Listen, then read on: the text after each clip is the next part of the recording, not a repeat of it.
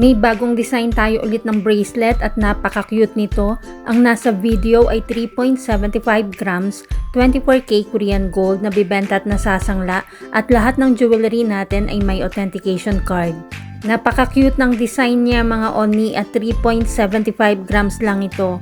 Ganito ang itsura niya pag suot. Lampas ito sa 3.75 grams dahil bukod pa yung weight ng 18K lock. Kung medyo naninipisan ka rito at gusto mo ng mas makapal ng konti, pwede tayo sa 7.5 grams. Napaka-cute ng design niya at hindi mo siya mapagkakamalang 3.75 grams lang. Pwede mo itong kunin sa atin ng full or ilang months layaway.